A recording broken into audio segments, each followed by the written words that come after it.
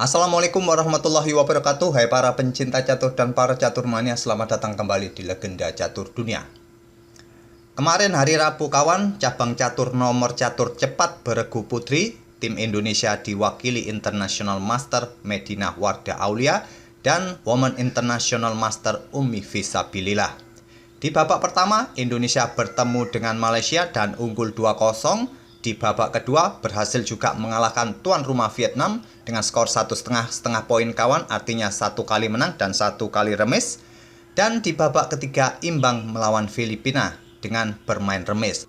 Sementara ini kawan, tim putri kita berada di posisi atau peringkat pertama dari 5 tim yang berlaga dengan 4,5 poin.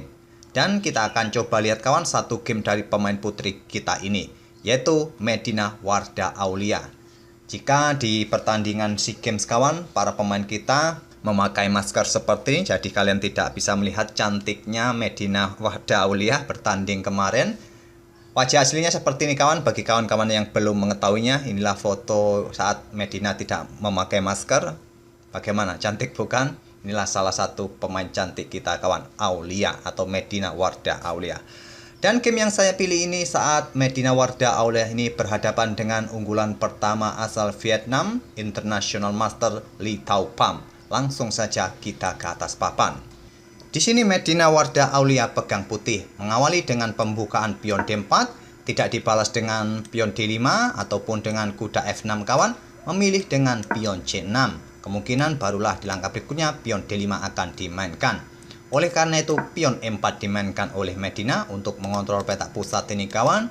Dan jelas sudah pion D5 dimainkan oleh hitam atau International Master Lee Thao Pham asal Vietnam ini kawan. Dan permainan berubah ke dalam bentuk karukan defense. Medina memilih variasi klasikal kuda C3. Pion D pukul pion E4, dipukul balik oleh kuda.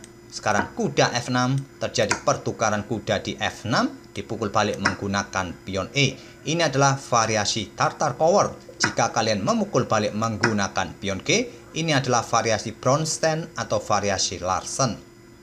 Hitam memilih memukul balik menggunakan pion E yang paling banyak dipilih oleh hitam kawan. Dan pada posisi ini, langkah utama bagi putih adalah pion C3 untuk membentuk rantai pion yang solid, memperkuat posisi pion pusatnya, atau pengembangan gajah terang ke petak C4, ataupun juga melanjutkan pengembangan kuda F3, ataupun juga gajah gelap ke petak E3, memperkuat posisi pion pusatnya. Tapi di sini Medina memilih pion C4. Variasi pion C4 ini hampir tidak ada yang pernah memainkannya kawan di langkah ke-6 bagi putih. Di database hanya ada satu game yang pernah memainkan variasi pion C6 di langkah ke-6 dan dibalas hitam dengan pion A6. Tapi hitam saat ini membalas dengan pengembangan gajah ke petak D6 dan ini merupakan langkah baru yang belum pernah dimainkan sebelumnya di langkah ke-6 bagi hitam.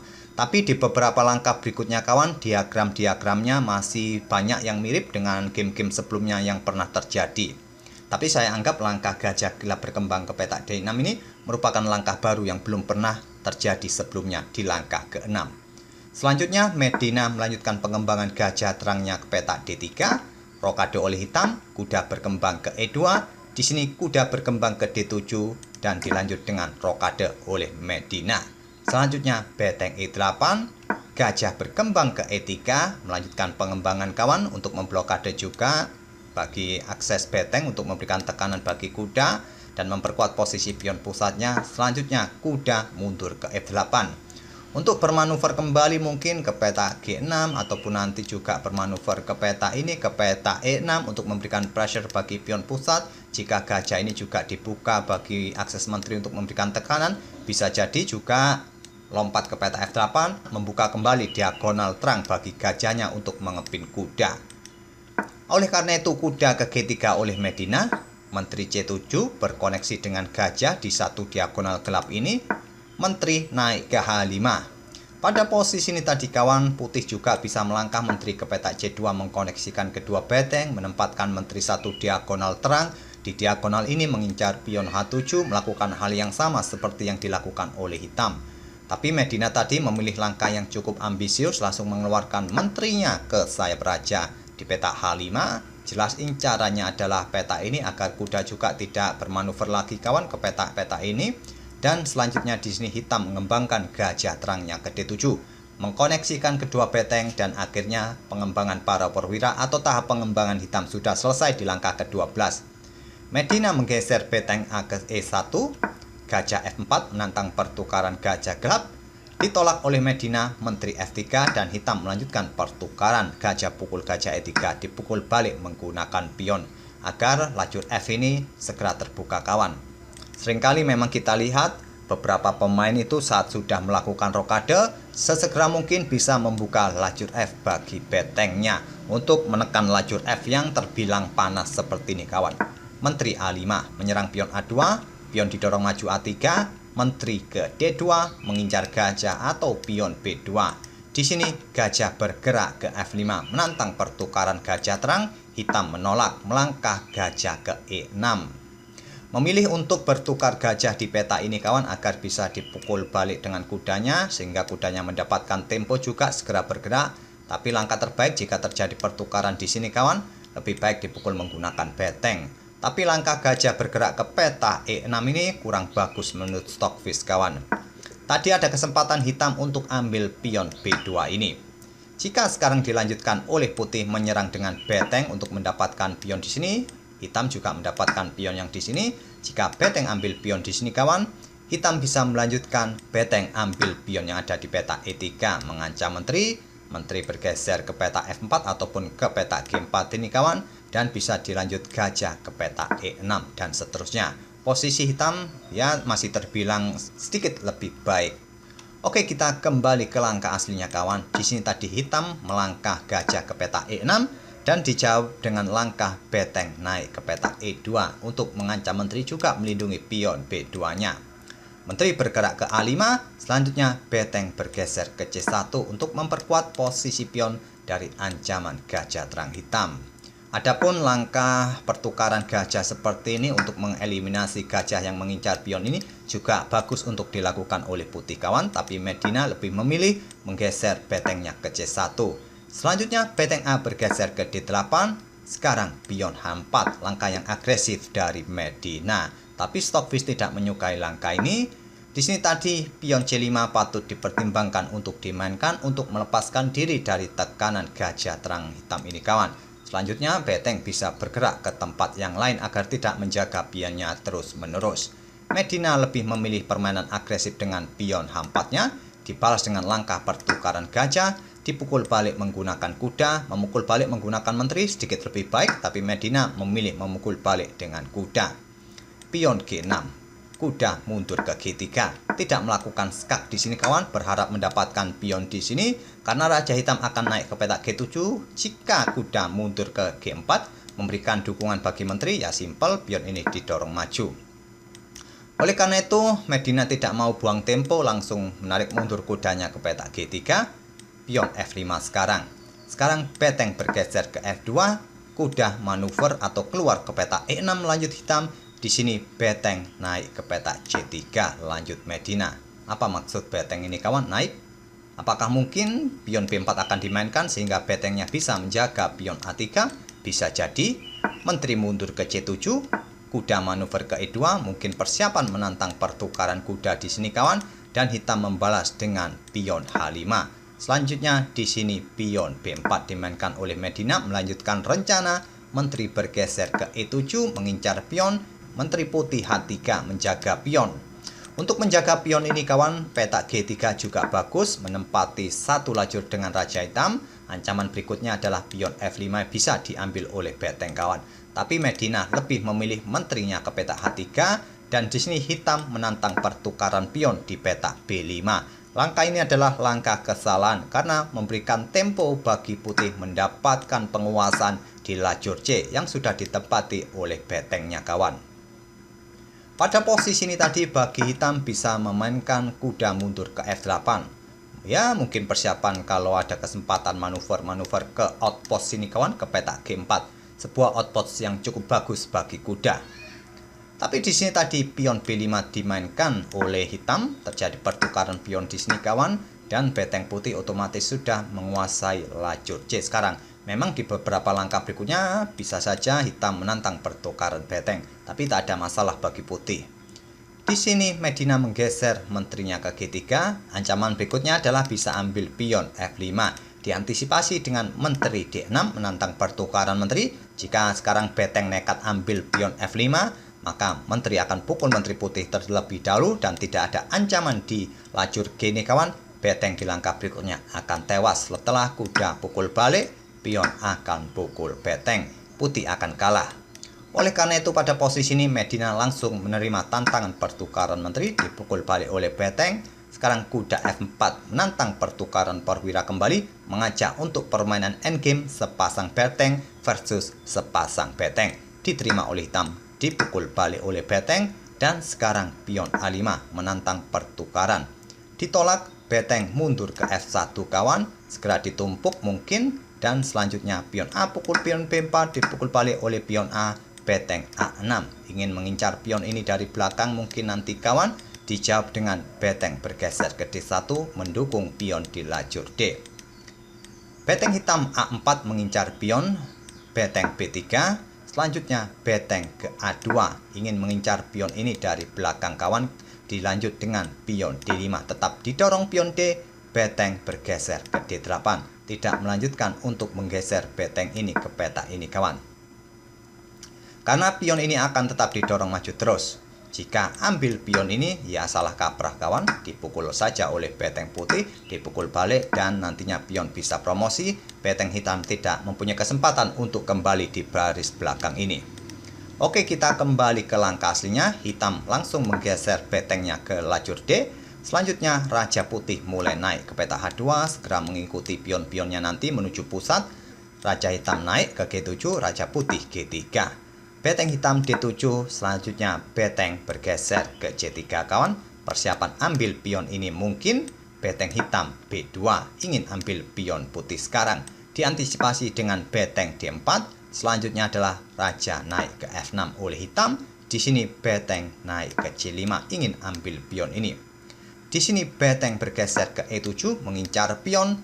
Beteng turun kembali. Selanjutnya beteng hitam juga digeser kembali. Di sini Raja Putih bergeser ke F3 menjaga pionnya. Selepas itu beteng ini siap naik kawan. Dijawab beteng E7. Selanjutnya beteng C6 terlebih dahulu skak. Raja hanya mempunyai dua peta, G7 atau E5. Di sini hitam memilih G7 kawan. Langkah yang bagus adalah peta E5 bagi raja. Kalaupun pion ini didorong, beteng tinggal bergeser. Kalaupun sekarang beteng ini bergerak menantang pertukaran beteng di sini, ya simple, pion ini akan tewas kawan. Kalaupun di sini beteng melakukan skak lagi di peta C5, ya raja tinggal bisa bergeser ke peta F6 ataupun ke peta E6. Tak ada masalah kawan. Peta yang bagus seharusnya adalah peta E5 bagi raja, tapi raja menjauhi peta pusat ke peta G7. Selanjutnya pion D6, beteng D7, dan beteng bergeser ke C5.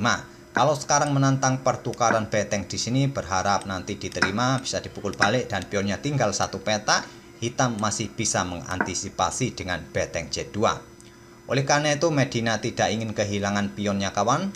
Di sini dia bergerak dengan beteng C5 terlebih dahulu untuk ambil pion di sini. Di sini hitam melangkah raja ke peta F6.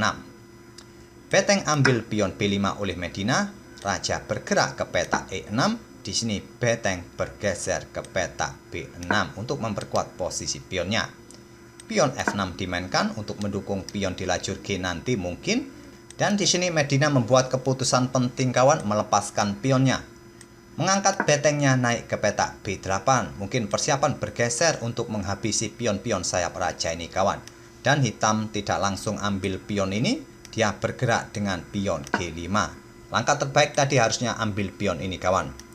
Dan di sini beteng bergeser ke peta H8, pion G4 skak. Raja G3 dan pion ini menjadi sasaran empuk oleh beteng putih nanti dan pion ini bisa menjadi pion bebas. Itulah tadi rencana dari Medina. Barulah sekarang beteng ambil pion D6. Dipukul balik oleh beteng, terjadi pertukaran, diambil lagi oleh raja. Di sini beteng ambil pion H5 juga mengincar pion ini kawan. Raja mendekati ke E5. Selanjutnya adalah beteng mundur ke H8. Beteng hitam ambil pion B4. Sekarang kawan coba lihat kita sudah sampai di langkah ke-55. Dalam permainan endgame beteng versus beteng seperti ini kawan, dalam level atas permainan akan berakhir remis. Biasanya seperti itu. Tapi dalam permainan catur cepat apapun masih bisa terjadi kawan. Dalam desakan waktu para pemain biasanya akan membuat langkah-langkah yang tidak akurat. Itulah yang bisa dimanfaatkan oleh lawan. Dan itulah yang terjadi di langkah berikutnya setelah beteng E8 skak ini kawan. Di sini hitam membuat langkah kesalahan. Raja bergerak untuk mendekati beteng ke petak D6, langkah blunder. Petak terbaik adalah petak ini kawan, petak D5. Tetap berada pada posisi pusat. Kalaupun beteng bergeser mengancam pion F6, kembali raja nanti bisa bergeser mendekati pionnya dan seterusnya kawan. Permainan masih bisa berakhir remis. Tapi memang terlihat kawan pada posisi ini masih belum jelas apa yang akan didapat oleh hitam dengan menggeser rajanya ke petak ini. Terlebih lagi putih juga mempunyai pion bebas yang siap didorong. Kalaupun siap didorong sekarang ke petak A5, beteng siap menghadangnya di petak ini kawan, di petak B7. Jadi tak ada masalah bagi hitam. Masalahnya di sini tadi setelah raja bergerak ke petak D6 kawan, di sini dimanfaatkan dengan pion H5, raja mendekati beteng, beteng bergeser ke A8 dan raja hitam mendekati pionnya ke petak E6, pion putih tetap didorong ke H6. Dihadang oleh beteng B7, selanjutnya raja ke H4. Masih bisa mengejar pionnya kawan apabila beteng ini digeser, ya tinggal raja bergeser untuk membackup pion dari ancaman beteng hitam. Sekali lagi nanti bergerak ke petak terang ini, jika raja sekarang bergerak ke petak ini kawan, maka pion G3 siap dimainkan atau beteng ini bergeser ke C8 atau yang lain tak ada masalah kawan. Posisi putih masih tetap unggul. Pada posisi ini tadi, hitam melangkah dengan pion F4 dikorbankan untuk mengosongkan petak bagi raja menuju petak F5. Dan pengorbanan diterima, raja hitam F5 tidak bermain dengan pion G3 untuk memperkuat posisi pion kawan. Raja langsung naik ke petak H5, langkah terbaik untuk menjaga pionnya agar raja hitam tidak bisa mendekatinya nanti kawan. Ataupun beteng yang ingin bergerak ke petak H7. Di sini raja hitam ambil pion F4. Dan dilanjut dengan beteng A4 skak. Tidak langsung bergerak ke petak ini tadi, ingin mendapatkan pion hitam terlebih dahulu. Raja naik ke F5, beteng ambil pion G4. Selanjutnya beteng hitam bergerak ke B1, ingin melakukan ancaman dari belakang, diantisipasi dengan beteng H4. Beteng hitam kembali ke B7 untuk mengawasi pion ini kawan. Dan selanjutnya pion G4 skak. Raja ke F4, di sini beteng H1. Putih bisa melakukan skak di sini juga kawan dengan open skak dan nantinya putih bisa mempunyai dua pion yang terkoneksi.